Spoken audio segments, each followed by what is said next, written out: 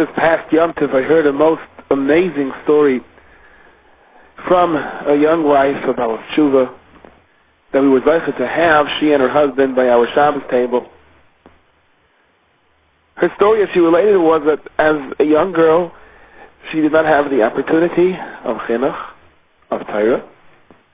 She was really not exposed to any type of Yiddishkeit. And although she was raised by a grandmother, the last person to light Shabbos candles in this house was a great-grandmother. That is a great-grandmother of the grandmother. So there were several generations over here that didn't even light Shabbos neighbors. Totally ripped away from Yiddishkeit, except for the fact that they knew that they were Jews. So this young girl, being raised by her grandmother at this particular point in her life, suddenly comes into contact with various different erlich people, and they make an extremely positive impression upon her, and she decides that she's interested in learning about her own ethnic origins, and she gets books, and Baruch Hashem, many of the moizdos that are available for such situations step in an extremely positive way, and her whole feeling toward Yiddishkeit begins to develop, begins to grow, begins to flourish. And after a while, as a young girl, she approaches her grandmother and expresses her wish that she wants to light Shabbos candles. And her request is not received with much enthusiasm. What do you need this for? Who are you talking to? What type of influence are you under? Who's having an effect on you? What are your friends like? That barrage of questions would continue to hamper her for a while, but she was persistent. And at the point that the grandmother realized she was going to take matters into her own hands and light candles anyhow, she said, "What are you going to do? You're going to make a fire? Here, at least let me give you something to light in," she said. And she climbed up to some type of a tap cabinet, and all the way in the back, which was sort of the equivalent of an attic, something stored away, not with the intent of it being used, something stored away as just something you don't want to throw out. She pulled out 2 huge, big brass candlesticks. And she said, "This is what my great-grandmother used. Go ahead, at least light in these if you're going to light." Now, she didn't know that she had a great-grandmother or a great-great-grandmother that did sin left, but she was touched by this somehow connection. And as she began to prepare to light Shabbos Neiros, the first anicle of this great-grandmother that would light Shabbos Neiros in several decades, she was overwhelmed by an unbelievable sight. In these brass candlesticks, you still had some of the wax from the last time that her great-great-grandmother had lit the Neiros. She described how even her grandmother, that was so cold to Yiddishkeit, had to be touched by this. As she melted this wax, the wax from the last time that her great-great-grandmother lit Shabbos Neiros, maybe 6 or 7 decades earlier, the wax that never went away, the wax that never evaporated, the wax that just sat there and waited for an anicle to come along and to insert her new Shabbos Neiros to blend into this wax. Never mind all the generations in the middle that unfortunately were left out. Now this great-grandmother or great-great-grandmother, depending on from where you're counting from, imagine, she lights candles the last Friday night of her life. And she obviously saw the situation around her, the direction that her children were headed. But with Amunah, she stands there and she lights these Shabbos Neiros and she covers her eyes and says, "Tefillah Rabbeinu Shalom, help, keep the chain of Yiddishkeit going within my family. Despite the overwhelming odds that seem to be going against me, I beg of you, let the Kedusha of Shabbos shine through." And she lights these Neiros for the last time, perhaps with a tear in her eyes. And you would think as soon as those brass candlesticks were put up in the attic, as soon as she was laid to rest, that was the end of her tefillos. It would not be answered. She made the effort, but for what? It would be futile. It's gone. It's lost. Her children have no shaykhs to Yiddishkeit. They don't want to hear of it. But her tefillos remain in Shemayim. It remains suspended for the time that a Kadosh Baruch Hu sees fit to apply it.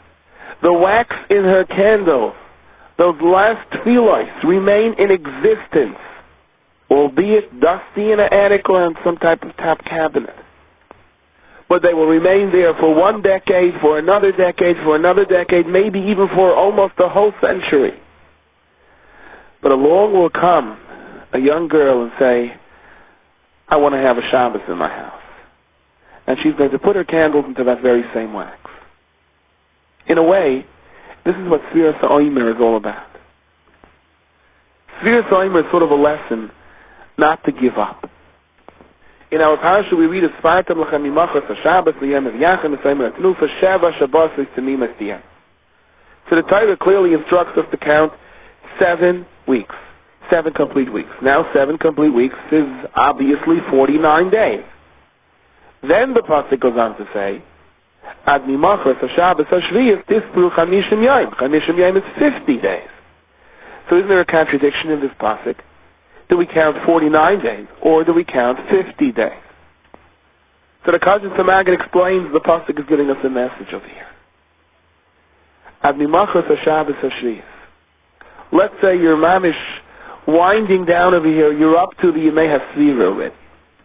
And you feel, what's the point? So many days of Svira passed by, and did I prepare for Kabbalas HaTorah? It wasn't even close, I had so many other things on my mind. And a Yid may have Chalisha Zadas, a Yid may be discouraged, he may think, if Kabbalas HaTorah hinges on a smooth counting of 7 weeks, and I know how I blew it, what's the point? I'm not going to be Mekabel the Torah anyhow. Zok the pasuk Ad Mimachos HaShabbos HaShviyos. If you're almost, by the Shabbos HaShviyos, it's almost Shavuos, you should know, even though you feel so many days passed by and it was lost, you'll never know when one good tefillah comes around and you're back in. Ad Mimachos HaShabbos HaShviyos, with one good Sfiras HaOmer, with one sense of Rabbeinu Shalom let me in, even though I didn't count properly until now, Tispru Chamishim Yom, HaKadosh Baruch Hu will consider it as if you counted all 50 days. The 49 days and more, and the day that is the ultimate result of counting 49 days properly, which is Kabbalas HaTorah. We mentioned already once, the Kabrina says that's why we begin with Parsha Shmini. Shmini introduces Pesach, Shmini introduces Sfiras HaOmer. Shmini begins with the Shivat Yimei HaMaluim, where each day Moshe Rabbeinu had to take apart the Mishkan and to rebuild it. In other words, Yiddishkeit, our efforts to be Erlich Yidden, is going to meet frustrations. That's inevitable. You have to learn how to fall apart sometimes and to reassemble yourself. And a Yid should never say, I blew it. The Yid should never say, it's lost, forget it. So many days have passed, so many Shemoneh Esreis. Simply lip service, and not even that. What HaKadosh Baruch Hu looks at one sincere Shemoneh Esrei. And then when you can come back 4 weeks later with another sincere Shemoneh Esrei, when you can come back 4 weeks later after counting Svira nonchalantly, and something in your heart finally is awakened and says, Rabbeinu Shalom, help me prepare for Kabbalas HaTorah, HaKadosh Baruch Hu himself fixes everything in between. By the same token, a Yid has to know that whatever he does is not enough. And that's the other message in Tispru Chamishim Yom. It's sort of what the Welt says, why if you look at any Shas Gemara, it begins with Daf Beis. Why does it begin with Daf Beis, not Daf Aleph? The answer is because the Yid has to know that as much as he learned, he never began yet. The Bicycle of Zidichoy would never go away from a sugya, he said, until he didn't understand it. In other words, he would learn a sugya with his Talmidim, they would ask questions, they would resolve the questions, they would debate, they would reach clarity, they would reach understanding. But at the point in the cycle where they felt they understood it, he said, no, we can't go further yet. They would delve in deeper until they were faced with other difficulties, and the Bicycle said, now we know we have to come back to it. Good, now we can go further. If you think that it's perfect and you've already completely mastered it, then you're fooling yourself. Father Chaim used to say, over Reb Chaim Volozhin once offered the Talmidim in Volozhin that he would learn the Chavrusa, a certain Seder with any Bacher that commits himself to review a certain sugya 17 times. So a Bacher came and said, Rebbe, I did it, I learned it 17 times. And Reb Chaim said to him, how many times did you learn it? And he said 17, the way the Rebbe asked. And Reb Chaim said, if I told you 17, and you thoroughly learned it 17 times, and you can stop after 17, and not learn it another 17 times is a simon you never learned it the first 17 times. In other words, this was my test. Anyone can open up a Gemara and review it X amount of times and keep checking it off and say, okay, I reached 17. I wanted to see who would thoroughly immerse himself in the sugya.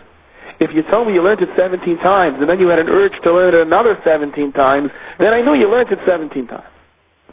The fact that you closed the Gemara after 17 tells me that you were trying to win the contest, but I don't think you really learned it. So we have over here the opposite message in the pasuk as well. And it's not a contradiction, because the Yetzer Hara always attacks from two fronts. He either tries to discourage you and say, what's the point of going on? You aren't accomplishing anything anyhow. Or he comes from the other side and says, how great, how perfect you are. You have mastered this. And a Yid always has to know how to toe the line in between. On one side of the fence, not to fall off by being discouraged, and on the other side of the fence, not to fall off by being conceited and saying, I did it. So on the one hand, the pasuk says, up until the last day of Svira, Tispru, Chamishim Yom, you can still be Masak in all 50 days. On the other hand, the pasuk is saying, as the Ber Moshe from the Yurja, whatever the Chaim Avrach explains it, even if you counted 49 days and you think you're great and you think you really did it, you should know Tispru, Chamishim Yom. There are 50 days to count. There's still more. And if your feeling isn't that you still have a way to go to prepare yourself, then you should know you were fooling yourself, and you didn't do what you think you did. And he suggests, that's shot in the Gemara in the Sechta Shabbos, that Moshe Rabbeinu hoisif yoim echad midatzi. Moshe added an extra day to teach Klal Yisrael this lesson. As much as you prepare, you should know there's still more to go. The Zohar HaKadosh says, Moshe Allah Elu Elikim, Moshe Rabbeinu went up to Shemayim to be Makabel the Torah, and from here we learn, Mikan Omru Chavraya, the Talmidim of Rav Shimon Bar Yochai said, we learn from here that Abba L'Tayar Messiah Naisa. When it comes to purify himself, HaKadosh Baruch Hu helps him. What's the connection over here? Indeed, Abba L'Tayar Messiah Naisa, but where do you see this Indian from Moshe Rabbeinu going up to Shemayim? So again, the Ben Moshe gives us a beautiful insight on it. If a person gets an invitation to come up to Shemayim with his guf, one would think, boy, I must have really done something right. I mean, if I'm given an invitation like this, I'm going to be the only one since Sheshus Yemei Bereishis and until Mashiach who's going to go up to Shemayim and receive the Torah and bring it down to the people. If not, Chas v'Shalom, conceit, maybe one would have to feel a little bit, well, not arrogant, but well accomplished. It should be proud steps ascending the ladder to Shemayim. Yet Moshe Rabbeinu's attitude was exactly the opposite. Moshe Olo Elo Elikim, and the Zohar stresses Vayikra Elav Hashem, Hashem had to call to him, as if to say, Moshe stood by the door and said, why me? I don't understand this. If you want, I'll try. Moshe came with the attitude of Habal L'Tayar Messiah Naisa. You want me to come up here and you'll help me straighten myself out, so I'll do my best to try to do the shlichus, but I really can't understand why you've called for me. And therefore, he was zarchah to the Vayikra Elav Hashem that indeed HaKadosh Baruch Hu called him. In other words, the Zohar says, it was Moshe Rabbeinu's attitude of Habal L'Tayar Messiah Naisa. Look, I'll try. If you'll help me, I'll be able to. I can't do this by myself. I'm not worthy of it on my own right. And therefore he was zeicha to the highest ascent possible, to come up straight from here to Shemayim to receive the Torah. And from here you see, the Zohar says, that anyone who wants to accomplish anything in Yiddishkeit, anyone who truly wants to have a sustained siyata de Shemayim, to be in a higher level, must approach it with this attitude. And he suggests another reason why Shavuos is referred to as a tzeres. The word tzeres means to be lacked out. David HaMelech said to Achimelech, when he was running away and he asked for the lechem upon him, he said, Isha Asurulana, we were away from our wives, and therefore we are tahar. The Gemara Masechtas Kiddushin and Taisus discusses this, whether this is a valid lashon of Kiddushin, if someone says Asurulana. So you see, however, from the Pasuk Shad and the Pasuk, and the way the Targum Yonis and Taisus the Pasuk, the word Asurah means I'm sort of locked out, I'm held off.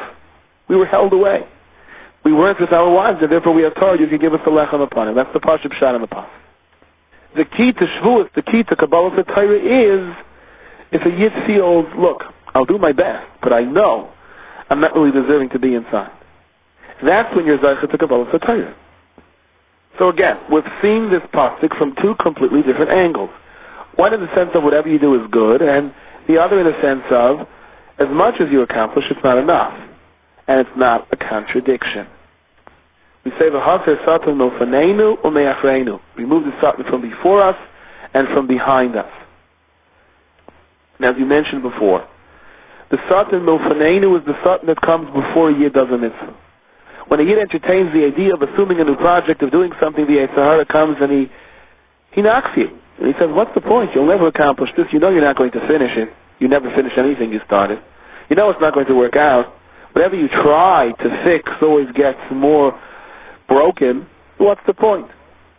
And if you manage to avoid this Yetzer Hara and you still begin, and you arrive at some degree of success, so the Yetzer Hara comes in his after mitzvah mode.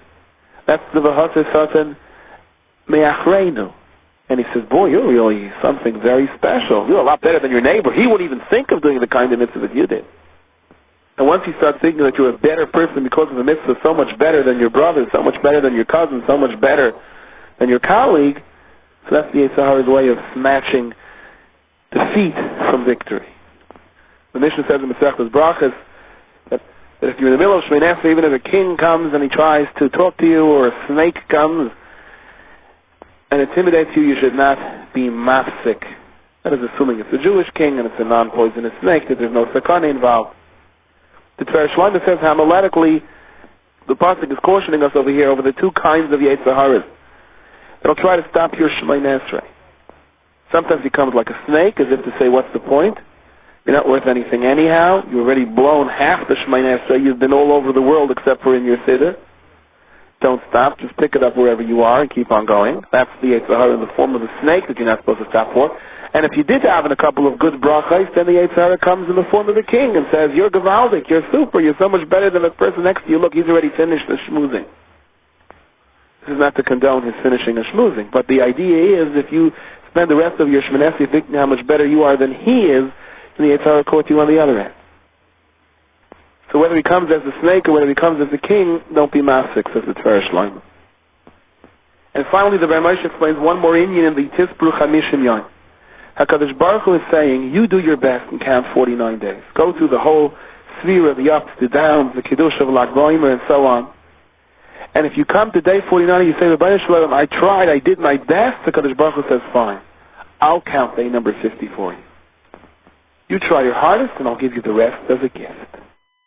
It is said as Rav Moshe once passed a parent who was saying to a child, no, it's difficult to be a Yid. And Rav Moshe gently pointed out to the parent that perhaps is not the proper expression to present to a child. If it's if it's indeed so difficult, then perhaps he can look into easier versions of it. Rather, a parent should express the sentiment that says Geschmack zu sein Yid. This week's Sedra is Pashas Emor. Emor, of course, from the Shorish of Omar. Vayomer, Leimor, Omar, Vayoimru, it all has the same Shorish. Aleph Mem Reish, which means to say. Amira, as opposed to Dibur, represents a softer version of saying. Vayidaber doesn't necessarily mean in a strict fashion. That perhaps would be more of Vayaged. But Vayidaber represents a more emphatic expression. And Vayomer comes with a gentler, softer touch. HaKadosh Baruch Hu told Moshe Rabbeinu, Kaisoimar L'beis Yaakov, to the women, not to speak too harshly. Now, Vayomer Hashem El Moshe, Emor El HaKohanim, B'nei Aharon, and the pasuk could have gone straight to what Moshe Rabbeinu was supposed to say to the B'nei Aharon, to impress upon them the importance of maintaining a certain standard of tahara that Kohanim have to adhere to. However, the pasuk repeats again, V'amarta alehem, and say to them, L'nefesh le'yatama b'yama. Why the double lashon? Emor el HaKohanim B'nei Aharon, and then again V'amarta alehem. So Rashi quotes in the Gemara in Masechtas Yevamos, emor v'yamarta lahavir gedolim alaktan. That from here we learn the responsibility that the gedolim have to be mechanech the ktanim, and to ensure that they stay away from being chayte, and to stop them from sinning. And even though in the context of this pasuk we are referring to the inyan of Tumah, that the kohen has to prevent the small kohen from being metame himself, however, as the Ramban explains, Chazal understand that the message over here is to be generally applied to all mitzvahs, not necessarily to kohanim. However, it's important to understand the underlying message, how the Torah presents this to us. The sequences of Vayomer, Amira, Emor, V'yamarta, all represent this softer, gentler kind of expression. But Moshe Zechem Levrach explained, if a father says to a child, what do you mean you're not in the mood of learning? You know how much harder it was for me to learn? I learned with bombs falling on my head. Or a mother says to a child, you won't go to the store for me? You know what I had to do when I was little? I had to walk 30 blocks to the store. Dr. Moshe, try to imagine for a moment what the child is thinking. Wow. My mother really had a lot of kaichas when she was little. She probably didn't have too many friends. Not much of a social life. Every time she needed milk, she had to walk 30 blocks to the store. And my father, how courageous and how brave he is. I don't have those kinds of kaichas. I couldn't learn if there were bombs falling on my head. So what did you accomplish? The parents presented the case that they are so much better than the child. They were willing to undertake this very same mission under dire circumstances, and the child has it so easy and he still doesn't want to do it. And the parent may be right. But in terms of the overall objective, that is to get the child to want to do it, very little or perhaps nothing was accomplished here. However, if the parent comes from the perspective of how he had or does have a tremendous love and such a good feeling to fulfill these mitzvahs. Now, it may be difficult at the end, but how rewarding it is when it's all done, then you have a chance of generating a sense of love and appreciation for the child to want to emulate it. And that's what we have over here, emor el kohanim and the amarta. Whenever it comes to chinuch, there are always two aspects of what you have to say. One is to present the etzem achiyuv, to present the responsibility and what you expect. And the second is to be mechavev the mitzvah, to show a certain love to the mitzvah. The Yemir Chaim said, lehavir can come from the lashon of zoyhar, which means to shine, a ha'ara. Ha'ara means a kind of shine where a person feels so good about something and displays it in an open way so that the recipient is happy to listen and has a craving to want to do the same thing. Lihavir gedolim alaktanim. The gedolim are to be mechanech l'ktanim by showing this kind of a shine when it comes to do mitzvahs. That doesn't mean that a time doesn't come where you have to be strict. It has to be small doicha the yamin mekareves. The left pushes away and the right draws nearer simultaneously. But precisely because there are times that you have to be strict and tough and show a cold shoulder, that is why under normal circumstances, the norm, the average, has to be lahazir, has to be a kind of relationship that shines and fosters appreciation. And perhaps that is another emes in emor v'yamarta, the double lashon of amira. If one does not have a relationship at all, the only thing you have to say to your partner, to your child, to your talmid, to whomever it may be, is to criticize. That criticism is hardly going to be productive. On the contrary, it's only going to create resentment and antagonism. But if there is an ongoing relationship of care, interest, of mutual feelings and discussions, and then the time comes that you have to make a point about something, then when you show a cold shoulder, then the other side, the child, the talmid, whomever it may be, feels bad. Normally there's such a warm relationship. Why is so-and-so upset? And eventually, in order to win back that smile, people come around. So the pasuk tells us, emor v'yamarta lehavir gedolim alaktanim. If it's just going to be one emor, give mussar, criticize, reprimand, it's not going to work. But if it's emor, if there's a constant, ongoing repertoire, if you sit down a couple of minutes at night and have a nice, pleasant conversation, then v'yomarta, when the time comes that you have to indeed give mussar about something, it's productive, it's meaningful. So that's the double lashon of emor, so that the v'yomarta should work. But we still have to address the question, if the Torah was going to pick one lav and make this the symbol of chinuch, lahavir gedolim alaktanim, and impress the obligation that parents have in regard to their tanim, why this mitzvah over here in regard to the kohen not being the tamil ames? And enochanami, as we said before. Although the chinuch aspect over here, the lesson over here applies to all mitzvahs, there must be a reason the Torah picked this one as the example. But perhaps the answer is simple, and it bodes well with what we have been suggesting. The one mitzvah that comes positive, the one avera that you have to abstain from in the form of, because you are special, because you have an obligation to maintain the higher level that has been bestowed upon you, is kahuna. The father says to the child, we can't go there because we're kohanim. And the child says, why? How come my other friends can go? And the father explains that in this regard we have been given a special mission. HaKadosh Baruch Hu has raised us to the level of kahuna. We are children of Aharon. We are on call. At any moment we can hear the sound of the shofar, and we have to be ready to do the avodah of the Beis HaMikdash. Although we would still need a purification process, but we have to maintain whatever standard of tahara we possibly can with man hazeh. We're called to the front of the shul. We bench Klal Yisrael. The blessing comes through us. We have to keep our guf on a higher level of purity. That's how the kohen would explain it to his child. But the Torah is saying, now, take this same thought process and apply it to all the other mitzvahs. This should teach you how to be lahavir gedolim alaktanim, even if it's not kahuna and tumas mess that's on the table. A child says, I want to go someplace with friends. The parent feels, no, it's not right.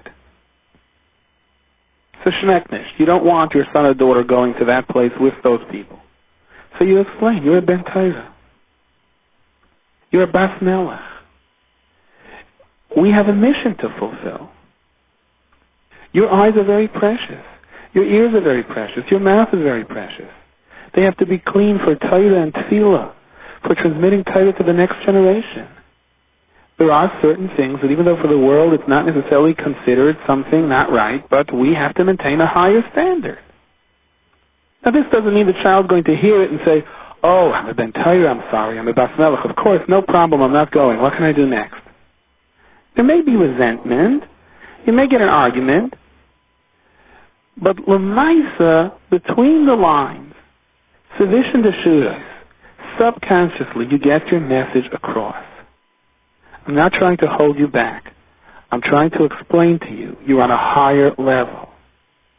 That's how the Hazir Gedolim Alaktanim has to be presented in regard to all mitzvahs, with Tumas Nes in regard to a Kayin being a primary example of how to do it.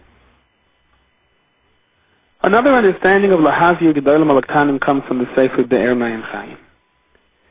He quotes the Gemara in the Sechtes Erech in Daftei Zayin. Reb Tarfon said, in this generation it's very hard to give a person mussar. It's virtually impossible. You tell someone, take the splinter out from between your eyes, and his response to you is, well, you take the beam out from your eye. In other words, don't give me mussar, look what you're doing. The Be'er Mayim Chaim's understanding of this is that all of Klal Yisrael is connected. The pasuk says, Asher nasi yechta li'ashma sa'am. If a yid sins, even a simple yid sins, that has an effect even on the Rosh Hadar, even on the Nasi himself. He's also brought down a little bit from his Medrega.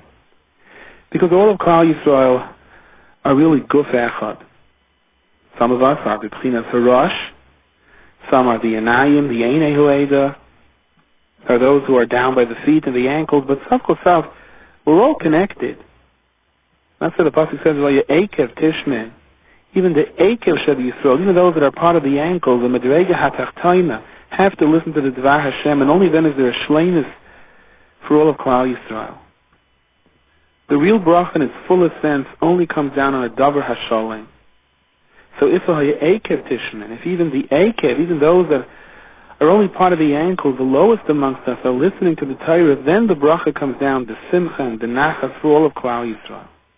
And that's why our days are called Ikvus of the Mashiach, sort of the ankle of Mashiach.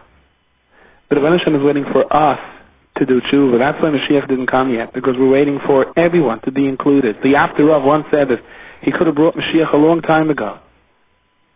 But the Rebbeinu Shalom has Rachmanis on those that aren't ready yet and would be left outside. The Rebbeinu Shalom wants to wait for the tikkun for all Yidden. So one of his Gaboyim said, Rebbe, what's the shir? Klal Yisrael is suffering. Let them be locked out. If the Rebbe has a possibility of bringing Mashiach, let him bring it. And the After Rav said, don't you think I have Rachmanis on you? You're going to be one of those that are left out. So we're all connected. Generation after generation is connected. The various different kinds of people and their respective levels in each generation are connected. The Gemara says in the Masechta Sanhedrin, Ro ha'yishmul shetishra al shchina k'moshe Rabbeinu, el she'ein hadar roi lekach. In other words, Shmuel, in an intrinsic sense, in as much as Shmuel Hanavi himself was, he could have had the nevuah of Moshe Rabbeinu. The reason he didn't get it was because the generation, to a certain extent, brought him down. He didn't have the Dar HaMidbar that Moshe Rabbeinu had. And the same is true in the opposite sense. The Gemara tells us in Masechtas Brachos, when we got to Moshe Rabbeinu, that HaKadosh Baruch Hu said to him, Klum, Nesati L'cha Gedula Ela B'Shvil Yisrael. Part of Moshe's greatness was Klal Yisrael that was behind him. Of course, everything is relative. The lowest person is over a terrible Aveira. And that may have an effect on the machshava of the tzaddik. And the same is true the other way around.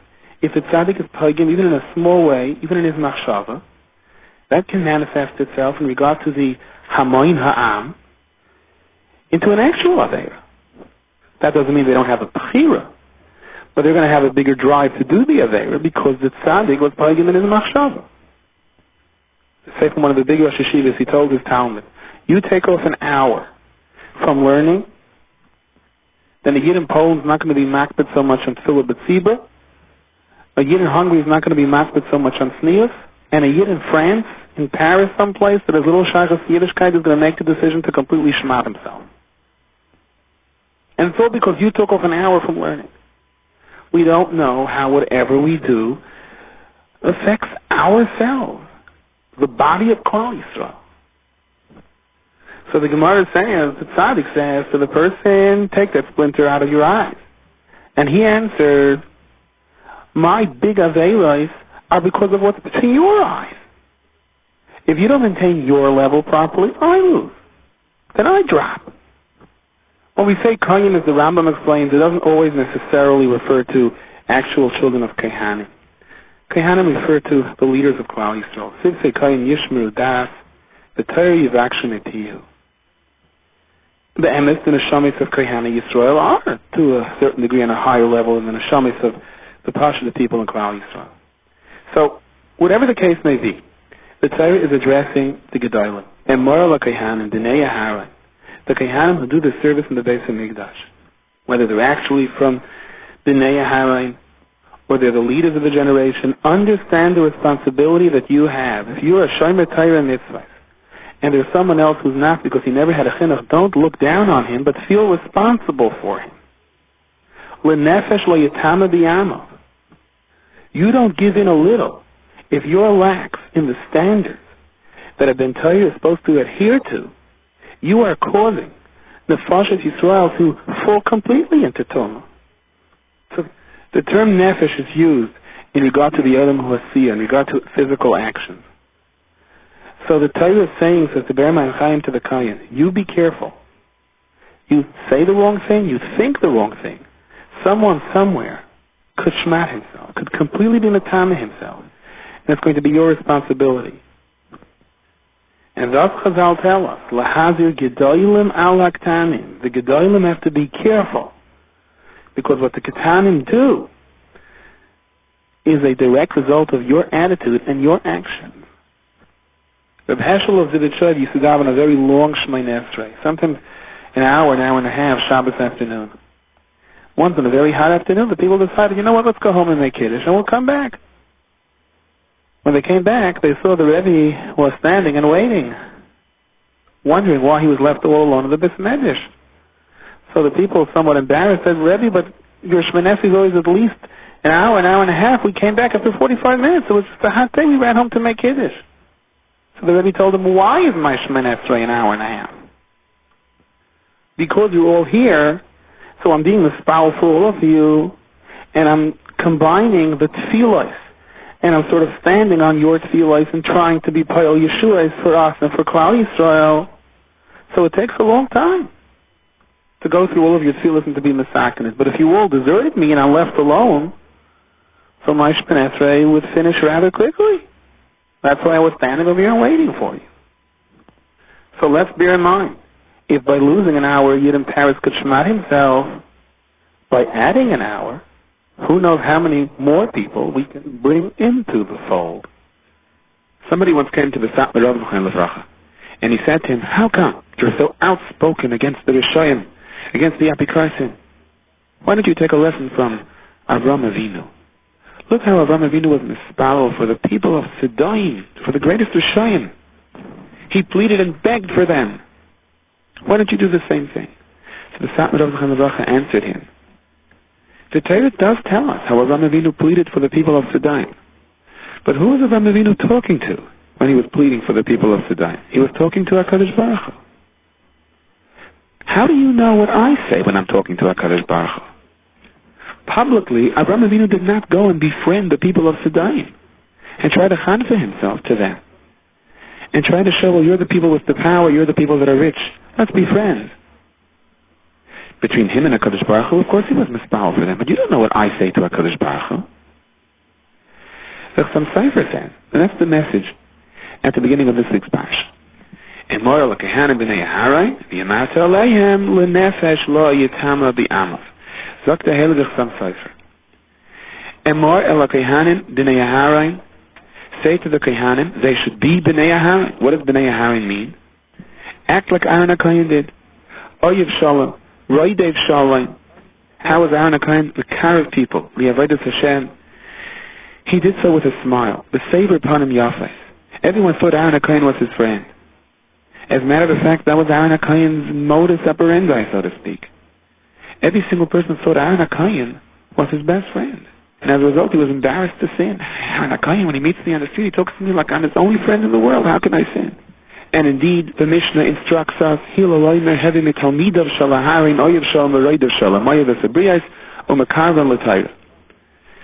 is a var, just like there are yeshivas down here in this world, there are also yeshivas in Gan Eden.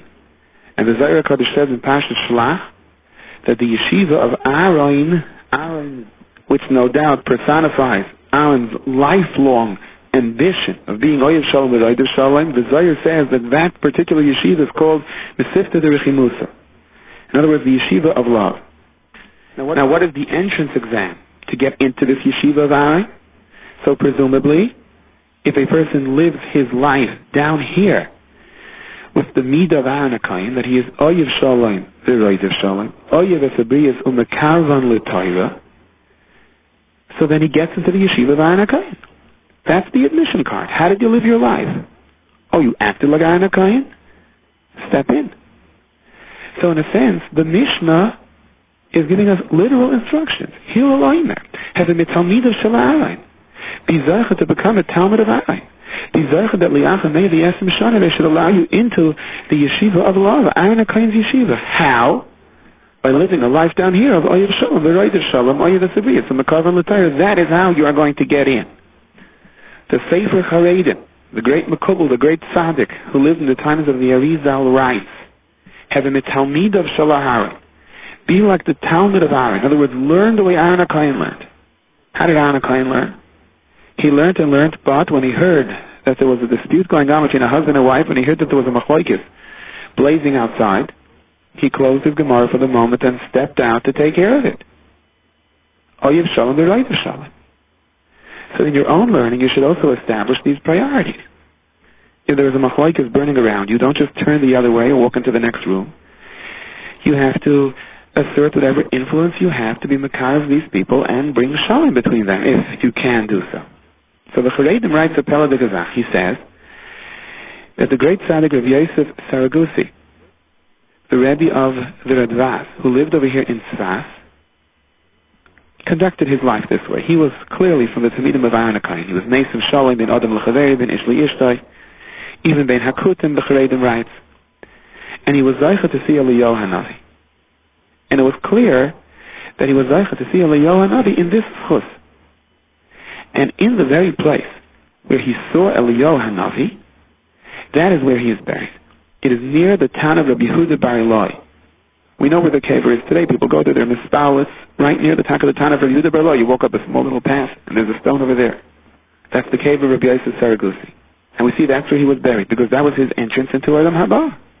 That was how the doors opened up for him to be Mitzomid of Shalahayim. This is the place where he was Zaycha to see Eliyahu Hanavi in this chus, and that is where he was buried.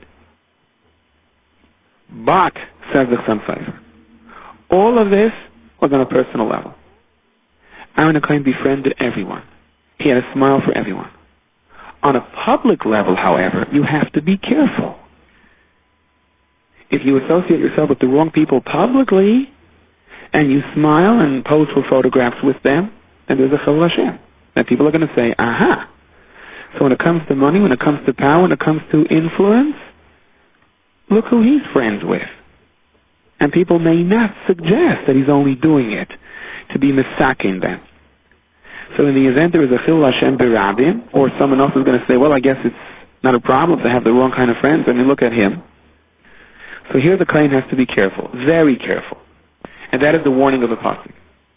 Dr. Chassam Sofer, emor l'Kohen, say to the Kohanim, they have to be B'nai Aharon. If the Kohanim are not going to be B'nai Aharon, who should be? They're the children of Aaron.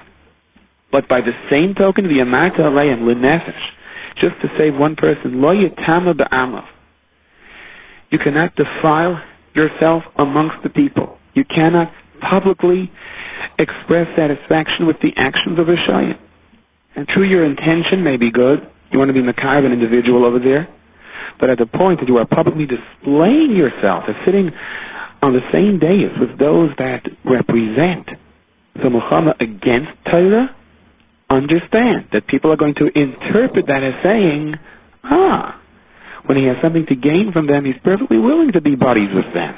Dr. Chassam Sofer l'Nefesh, to save one nefesh, lo yitama bi'amav.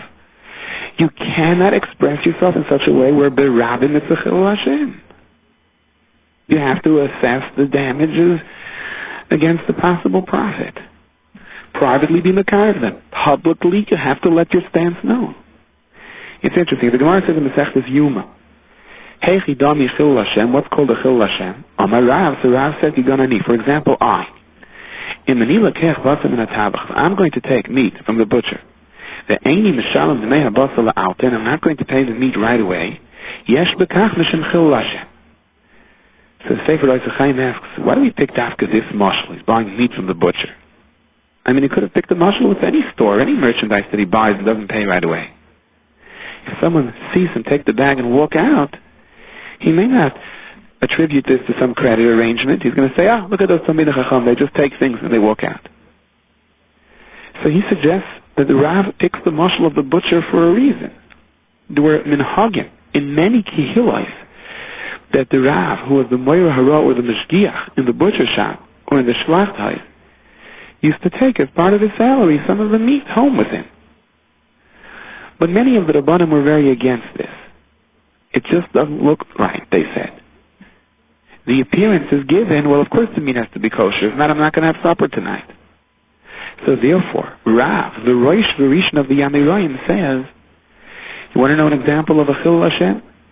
If I were to take meat home from the butcher store and not pay right away, what are people going to say? Oh, he's getting paid for his hechsher. I know what that means already. A Yid told me about a grandfather of his who came here at the turn of the century, was my Nefesh himself for Shmir Shabbos, was literally starving, could not get a job. The first week he would say, I was not well on Saturday. The second week he would say, I had an appointment. The third week he was fired. Finally, he got a job flicking chickens, taking the feathers off chickens in a chicken market. or a big butcher store. This was an intelligent person, a Talmid Chacham, but he was overjoyed with this job, flicking chickens. This meant that he didn't have to work on Shabbos. They told him he doesn't have to work on Shabbos. He would be able to provide bread and milk for his family. He was overjoyed. And then he realized that when he came to start flicking the chickens, the manager always put him next to the window, by the street. And it occurred to him, why? This butcher shop may have had a questionable hashgacha, and here he was a person who had a rare beard and payas during those years, and he's standing by the window, and when people see him flicking chickens, they assume this must be a very kosher butcher shop. And then he said to himself, how do I know if it's really kosher? I don't know that it isn't, but I'm not 100% convinced that the balibatim of that particular butcher shop were erlich yidden, and people see me, and that's why they come in. They're eating these chickens on my hashgacha. They think I'm the mishgiach. I'm not the mishgiach. I'm just flicking feathers. He quit his job. One cannot imagine the Mesiras Nefesh of quitting a job like that during those years. Satmar Rebbe Chaim Levracha once went for a walk when he was on vacation, and he and his attendant passed a butcher shop, and there was an electric light that was flicking on and off, basar kosher, basar kosher. And the Satmar Rebbe smiled and said, you see that light that's going on and off? It is kosher. It's not kosher. Sometimes yes, sometimes not. That's the message. Rabbi Yisrael Charkiv understood the nefesh le'yatama v'yamav this way. The Kehanim in those years were the tzaddikim of the dar, and they acted like the grandfather Aaron. And sometimes, on an individual level, they wondered whether it was worth it to talk to Yechidim, to talk to certain individuals, to befriend them, because as a result you have to schmooze with them on their level and you lose some of your madregas. We're talking about on a private level over here where Chassam Sofer also instructs the Kohanim to engage people. But maybe on a personal level, if he has to speak to that emor, maybe he's going to lose some of his madregas, maybe it's not worth it. So over here, when it's not an issue of Chilul Hashem, the very same pasuk gives us the opposite message. L'nefesh lo yitama b'amav. L'nefesh, if your concern is to be mesaken a Yiddish nefesh and to talk to him and to be makar of him, lo yitama b'amav. The pasuk says, don't worry. The Rebbeinu Shalom says you have a guarantee. You will not become Talmid if indeed your kavan is l'shem shemayim. Just the opposite. You will receive even more kiddusha. The Sefer Mea Shaloyach from the Ishbitza gives us a very powerful insight. The Kehanim were the people that taught Hashgacha Pratis. The primary objective of the Kohen was to be Mamshech Amunah into the hearts of Yid. A Yid came into the Mishkan, a Yid came into the Beis HaMikdash, he saw the Avodah, he came out believing in HaKadosh Baruch Hu more, believing that nothing is a mikra, that nothing in this world happens by chance. Now, there's a danger to that. What possible danger can there be about dashnin and teaching people of Hashgacha Pratis? And this is something I've experienced sometimes in speeches to people. Someone's going to get up and say, well, if everything is Hashgacha Pratis, how can Hashem let that happen to Yidden and this happen to Yidden? That means Hashem is doing it. So in other words, this person is more comfortable to believe that things just happen by chance. And this way he's not as angry on the Rebbeinu Shalom when things happen to Yidden, when bad things happen to tzaddikim, to good people. So Hashgacha Pratis is a very comforting concept, to know that everything is b'sher, nothing happens by chance. By the same token, sometimes it's a difficult pill to swallow. When things are not going your way, and you have to also understand that it is Hashgacha Pratis. And that is a difficult lesson to teach the people. That sometimes things happen and we don't understand why they are happening. But still, nothing happens unless HaKadosh Baruch Hu allowed it to happen. Nothing happens by chance. So the Nea Shaloyach from the Yishbitza says, emor l'kohanim. Speak to the Kehanim. B'nei Aharon. They are the B'nei Aharon. They're the ones that have to be Mamshech Amunah to Klal Yisrael. They have to teach Hashgacha Pratis. They have to show the people nothing happens by chance. Ein Adam noikivitz boy no mata ele im keimach reason over milo. A person doesn't bump his finger down here in this world unless it was decreed from above. And by that same token, l'nefesh le'yitama b'amav. He should not defile himself. He should not get angry at HaKadosh Baruch Hu, running into the question, oy bazai, if everything that happens is directly from HaKadosh Baruch Hu, then how can this happen and how can that happen? You have to be able to teach emunah even in difficult times. And how do you teach emunah in difficult times? The greatest lesson is by example. Vayomer Hashem Moshe emor el hakohanim. So there are two Vayomer. Vayomer Hashem Moshe and emor el hakohanim. So Rashi says, what is the double lashon? Emor v'yamarta, speak and say. We learn from the Rashi quotes the Gemara Masechtas Yevamos lahazir gedolim al haktanim. The adults have an obligation to reprimand, to give criticism to the minors when they do something wrong.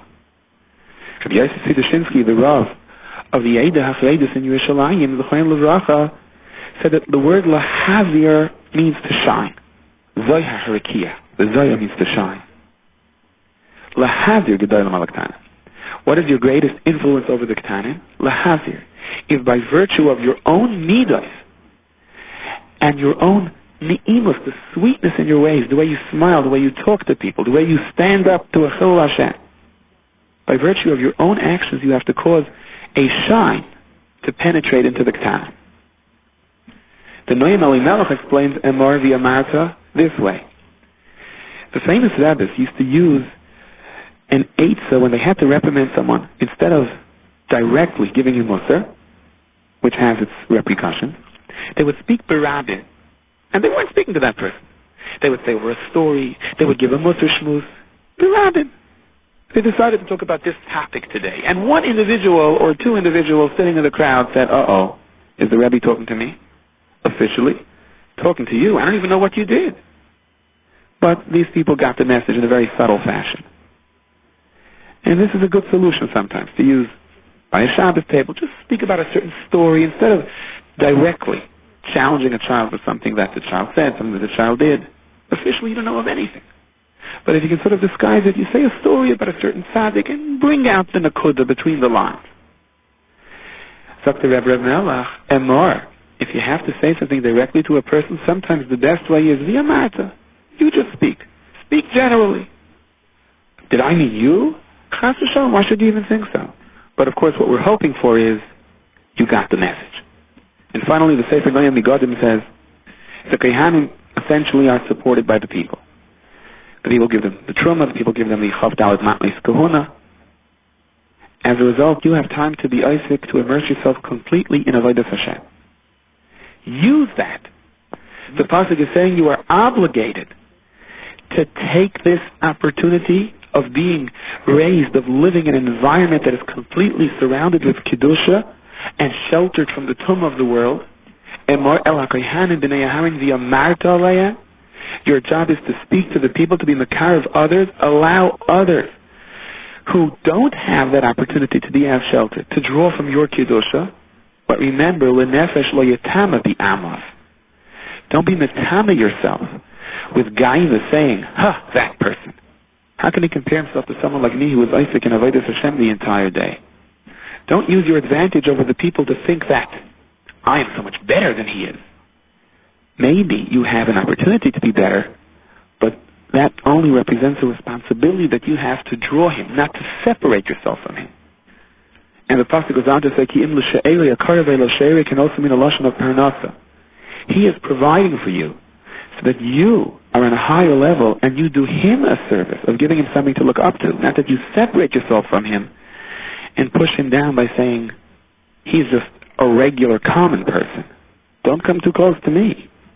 In this pasha that represents all of the Yamim Tovim, the Simcha, the Kiddusha of Kahuna, may HaKadosh Baruch Hu help that we should all be Zaycha, to be the recipients of the Oyev Shalom, the Roidev Shalom of Aaron HaKayin, and to in turn, Li Hazer, to be able to shine that further to those who need that kiruv from us. A story is told, it's a mashal, I guess, of several people that got together and spoke about the yeshiva bacher that came to their house to eat the Shabbos food in the morning. And each one was talking about the bacher that came to him, his respective bacher, and they were sort of analyzing them. These families were comparing notes. One of them said, the bacher that comes to eat by me, what a masmid. He wakes up, he dives in Sikin. By 8 o'clock, he's already eating the Shabbos food. At 9 o'clock, I assume he's out to the Beis HaMedrash. And the other one said, my bacher is even better. Shabbos morning, he sleeps a little bit later, he dives at 9 o'clock, but you should know, 11 o'clock he eats the Suda. 12 o'clock he goes off to the Beis HaMedrash. I hold of that more. And the third person said, but the Bacher that comes to me, he davens like a real mensch with tremendous slidus and slow. He doesn't finish davening till like 12 o'clock. And then he comes and eats the Shabbos Suda. And then he goes off to learn. And then they continue to argue amongst themselves which Bacher was a better one, who had a better handle on his life. And as they're arguing, a Bacher comes walking down the street, outside, and all three point to him and they say, there he is, there's my Bacher. No, it was the same Bacher who was eating the Shabbos Suda 3 different times in 3 different places. There are people in life who are opportunists.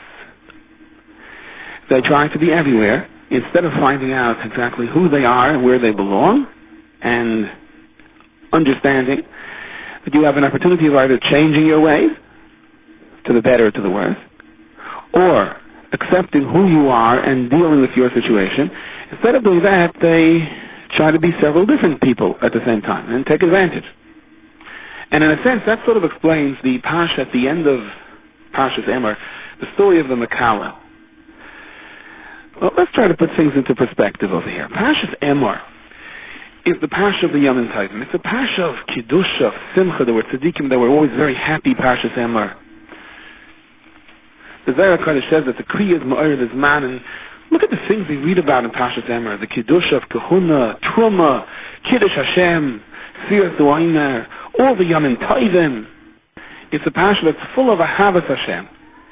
And then the Pasha ends with the story of the Mekalel, the one who went out and spoke against Hashem. How does that sort of blend in with the flow of the Pasha? So let's first study this Pasha for a moment and remind ourselves what happened. The women in Mitzrayim, for the most part, were Moshe Nefesh themselves, for Tznius. They are one of, if not the primary reason that we were zeichel to the Geula. There was, however, one exception. Shalomis Bas Divri L'matei Dan.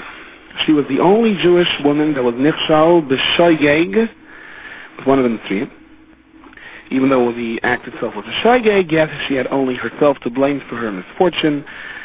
Chazal tell us she was a talkative kind of woman who conducted herself in a conspicuous manner. She used to greet everyone, even strangers, with hellos and smiles. Her name, Shalomis, signifies that she addressed all she met with, Shalom to you, Shalom to you. And because her Hanhaga did not coincide with that of the other women in Mitzrayim, she did not adhere to the mannerisms of Tznius. As a result, she lost her this after the Shmaya, and the terrible event took place. Now, this Mitzri later tried to kill Shalomis' husband because he was concerned that his deed would become public. And Moshe Rabbeinu saw that. And Moshe Rabbeinu, defending the Yid, killed the Mitzri. At the end of this week's Pasha, we discussed the story of the son that was born to Shalomis, and the father was this Mitzri. So he knew that Moshe Rabbeinu had killed his father. The fact that Moshe Rabbeinu had killed his father defending another Yid may have not been all that much of a comfort to this individual. In order to provoke the Bnei Yisrael, so we learn in this week's Pasha that he began to ridicule Moshe Rabbeinu's teachings. Moshe had instructed the people in the laws of the Lechem upon it, explaining that it was baked every Friday, left on the Shulchan until the following Shabbos, and then distributed among the Kohanim. So he went around making fun of this. He said, can you imagine that such a thing is true? Is this what Hashem really said? That in the sanctuary of the king's palace, bread should be distributed 9 days after its baking, when it's stale? In fact, the Rebbeinu Shalom purposely ordered that the bread not be removed from the Shulchan until the following Shabbos, in order to demonstrate his concern for the Bnei Yisrael. There was an open nest in the Mishkan and in the Beis HaMikdash. The lechem upon him stayed fresh and warm for 9 days. However, this Rasha did not believe in the nest. Now, this particular person, the Egyptian son, had his tent pitched outside the camp, preferring the company of the Timeim, the impure people who had to stay outside of the camp. As long as he stayed outside, no one really bothered him. And because he was outside, so no one really heard him. One day, though, apparently he got bored with his company, and he decided to move into the section of Shevet Dan. Let's remember, his mother was from Shevet Dan. As soon as he pitched his tent there, he was addressed by a Jew who asked him, "Who gave you the right to encamp under our banner?" So he said, "My mother is from Shevet Dan." And they told him that lineage depends on who your father was. Now, it was extremely important that people were positioned properly, because we have to remember that the future of Klal Yisrael depended on this. The Yidden would come into Eretz Yisrael, the Shvatim would then divide the land. You had to know which Shevet you were from, especially at the first generation. Because how the land would be divided would be based on the original appropriation of land. So you couldn't just say, "I'm part of Shevet Dan," when you're not part of Shevet Dan. In any event, so they went to Moshe Rabbeinu's Bezdin. When the members of the Bezdin heard the dispute, they ruled that he could not pitch his tent amongst Shevet Dan. Now, this doesn't mean that they were rude to this person. And we have to bear in mind this could have been an issue that would have been resolved a long time ago. He picked to first have his good time with the Tameim outside of the camp, and when that meal was over, and when he was bored of them, then he said, "Jetzt habe ich gesehen, der Shiny Yid, now let me go in and get my share over here." In any event, the Bezdin Paskin, that lineage is determined according to the father's ancestry. So the Egyptian's son asked furiously, "And who is my father?" And they said, "You know, the Egyptian whom Moshe slew." So he killed him. How did he do that? And they told him that Moshe Rabbeinu pronounced the Shem Havaya and the Chiyus were not of your father. And when the Egyptian son heard this, so he said Hashem's name.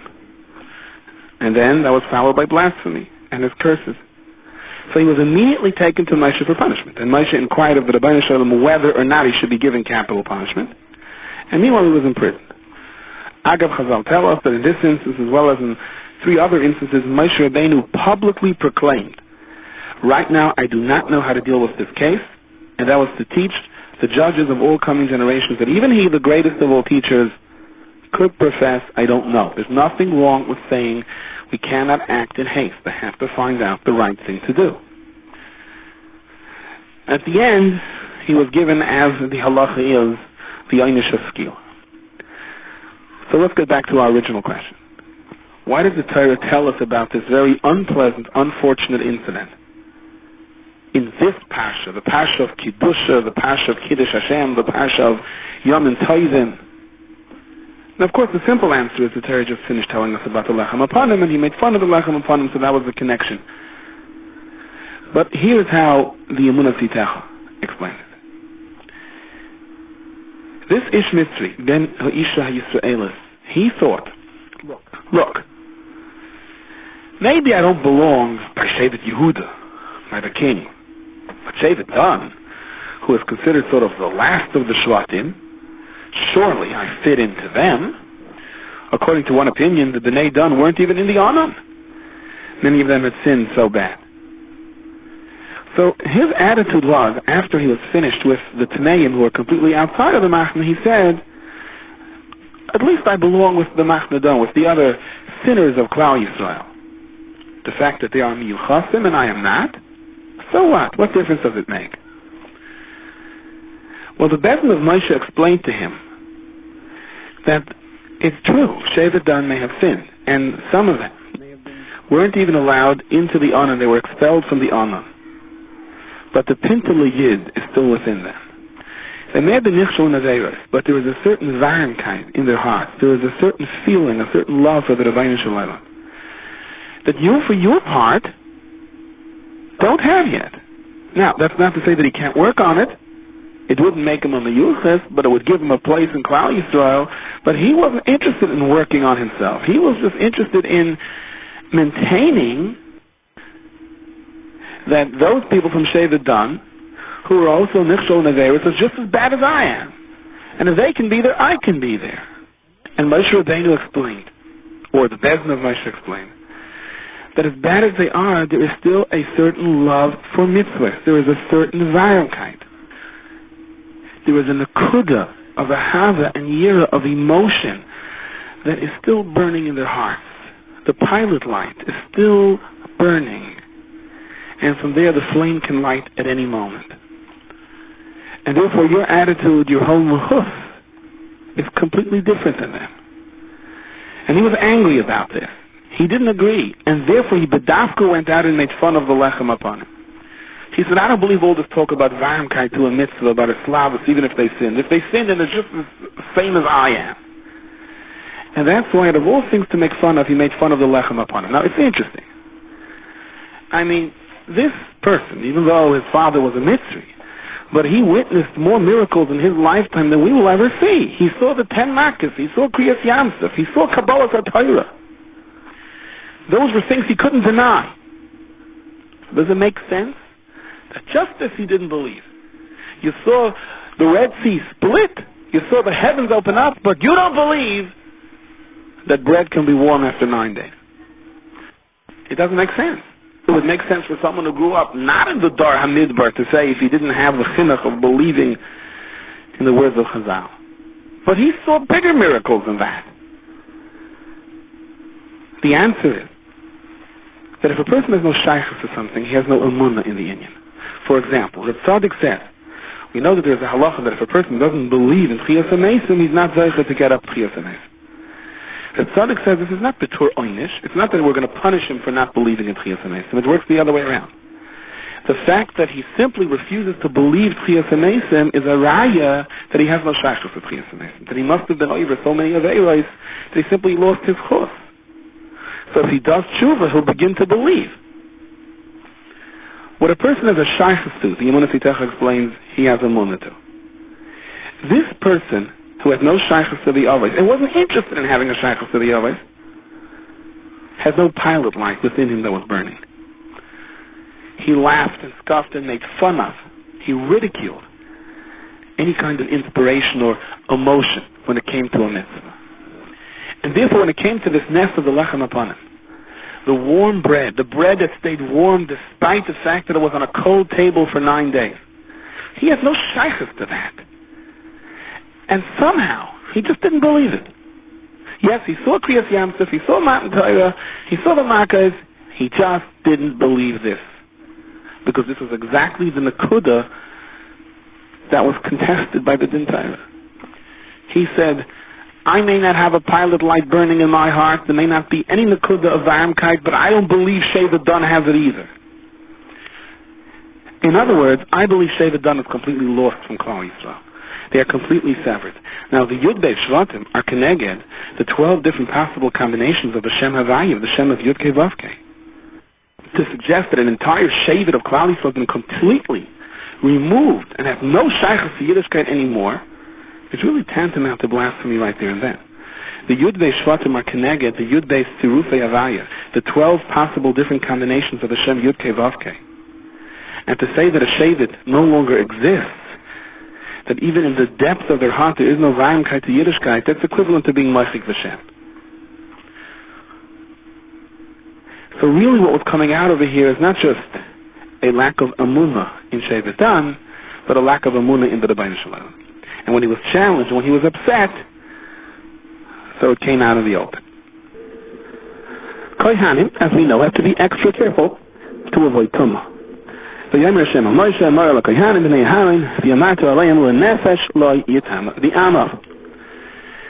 Kohen cannot even perform what is considered a mitzvah, or one of the greatest mitzvahs, chesed shalemus, unless it is his close relative. Except regarding his literally kin that is nearest to him. Who does that refer to? So enumerated in the pasuk we have L'ima, his mother, L'aviv, and to his father, L'ibnai, his son, L'bita, his daughter, L'achiv, and to his brother. And the next pasuk goes on to explain, and also his unmarried sister. However, the word L'she'eroi, Chazal tell us, includes someone else as well. She'eroi refers to his wife. Ein she'eroi ela ishtoi, Chazal say. Now, what is it in the word she'er that somehow denotes his companion for life, his wife? What does the word she'er mean? She'er sometimes means the rest, what's left over. She'er could mean nourishment. Like the pasuk says in Parshas Mishpatim, in Acheres Yigach lo she'era ksuso ve'enasa lo yigra. These are the obligations that every husband has to provide for his wife. She'era means to nourish her, to provide her with food. So let's see now. She'er, as in shar, what is left over. Or she'er as in mezaynais. The Chazal say this refers to his wife. How do we make the connection over here? How do we relate a person's wife to these two definitions? Mezaynais or the rest, what is left over? It's interesting to note, before Chasna we write Tanoim. Tanoim officially, or literally, means conditions.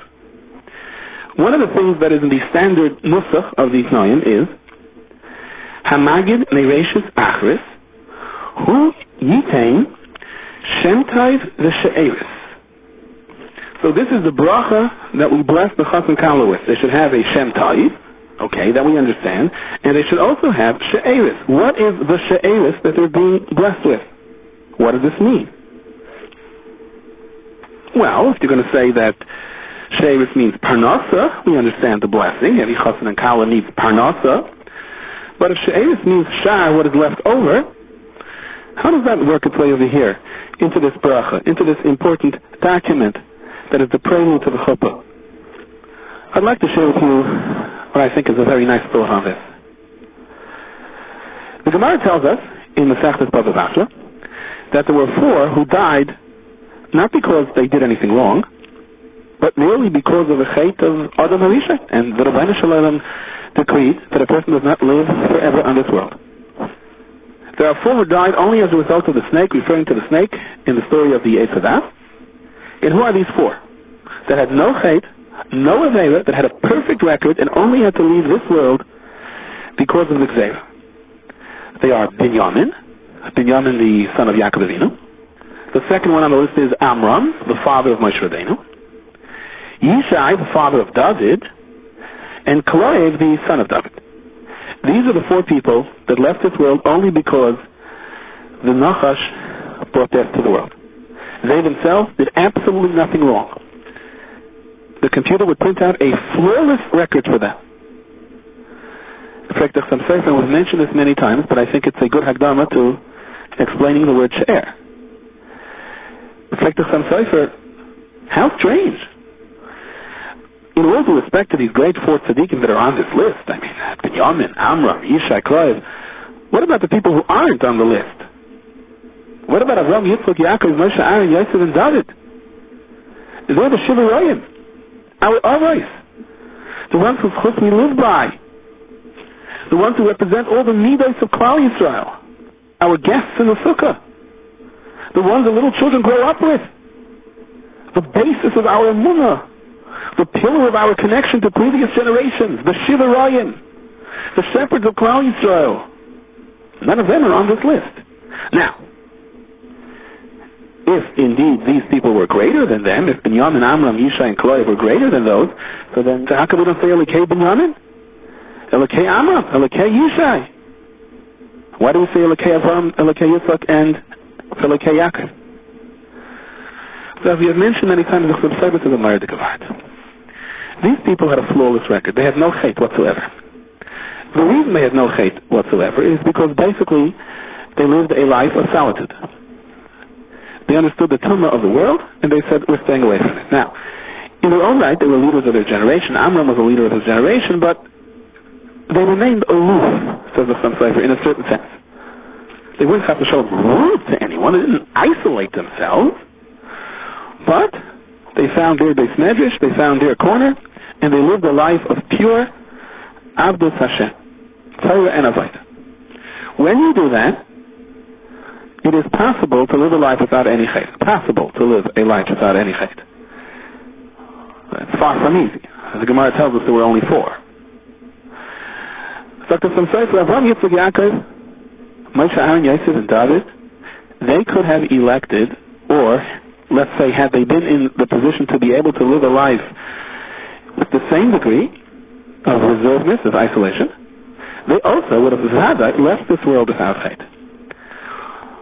But they didn't have the opportunity to do so. They were drafted into service for Klal Yisrael, into teaching Klal Yisrael, into leading Klal Yisrael during difficult periods. The reality is, when you're going to deal with people, you're going to teach people and be mechanech people and try to raise the level of a generation and guide them, it's impossible to stay perfectly clear. You're going to make mistakes. In every relationship, we make mistakes. The best person, the finest person at any given time is going to say the wrong thing at the worst possible moment. So, if you have nothing to do with people, there's a far less chance that you're going to make that mistake. But if you get involved with people with the intent to help them and to guide them and to raise them, along with all the good, there's going to be some flaws. So Avraham, Yitzchak, Yaakov, Moshe, and Yosef's brothers never made it to this list of the 4 who died without any chet. However, says the Chassam Sofer, who does the Kadosh Baruch Hu appreciate more? The answer is who indeed are our Shiva Royim. Are they the ones who got involved and made mistakes, or are they the ones who, relatively speaking, remained separate and made no mistakes? They're the Shiva Royim. Getting involved and leaving your mark on others is something HaKadosh Baruch Hu appreciates much more. And HaKadosh Baruch Hu knows that mistakes will be made because you're a human being. There are situations in life where we get involved. Getting married is getting involved. We are now in a position where we have to provide for someone, where we have to learn how to give, learn how to take, and each one in its own right can be difficult sometimes. If we are zeicha to build a bayis neman b'Yisrael, to leave our mark on Klal Yisrael, then we needed a siyata d'shmaya to produce generations that are fruitful, that continue to teach Torah, and by virtue of their actions represent Ahavas Hashem Yisbarach. In every marriage, you're automatically getting involved to some degree, and you automatically have an opportunity to leave your mark on future generations. That's not limited to marriage. That is also someone who is Oila L'Gdula, someone who accepts any responsibility upon himself, who takes on the yoke of the rabbim. Anytime you care to think about your neighbor and get involved to help him. Anyone who dives in to pull someone else out, puts himself in this position. You're vulnerable for error, but you will leave your mark forever in a way that a Kadosh Baruch Hu will always appreciate. This is the bracha of marriage. Hu yitain shem taiv v'she'eris. Shar, what is left over. No one lives forever down here in this world, even those who don't have chait at all. But the question is, as a result of your actions, as a result of your teaching, as a result of your kindness, as a result of the influence you had on others, by the way you smiled at them, by the way you davened, by the way you learned, and by the way you gave tzedakah, what is going to be remembered of you? What are you going to leave? If you leave the right thing, then you have brought the bracha of marriage to its greatest fruition, to its highest level of blessing. And that is the blessing of Hu Yitain Shem Tov V'She'eris. Now when the pasuk describes who the kohen can be metame himself to, so the pasuk makes it very clear. Only his close relative. In regard to the other relatives, the pasuk spells it out. His mother, his father, his son, his daughter, his brother, his unmarried sister. In regard to his wife, the pasuk could have said Ishtai. Yet the pasuk says Ki'im L'She'eroi. The pasuk is talking to the kohen over here. The exclusion of his normally restrictive law in regard to Tumah applies to his relative. There's a message. You're a kohen, you're on a lofty madrega, you're on a high madrega, but when it comes to your relatives, you have an achrayus to look away at your madregas and to help them. When it comes to describing his wife, the pasuk brings the lesson a step further. The Torah is not going to make it simple by saying Ki'im li ishtei hakaras elav, rather Ki'im li she'elei hakaras elav. The word she'er, to provide, parnasa. The word she'er, how do you leave your mark? What are you going to teach people? What is going to come out as a result of this union? Yes, your wife is first on the list of people that you are obligated to be metame yourself for, to look away at your own personal kahuna and live up to your responsibilities. But the Torah wants to make it very clear in defining that relationship. Of course, it doesn't make a difference whether it's a successful marriage, technically speaking, or not. The Kohen is metame himself to her. But the Torah is describing what we want and how we want it. This is the person in your life that you weren't born with as a relative. This is a person where the relationship was schacter to you, and it is what you make of it. Of course, you have obligations to your mother, father, son, daughter, brothers, and sisters. But those relations are going to remain exactly that, for better or for worse.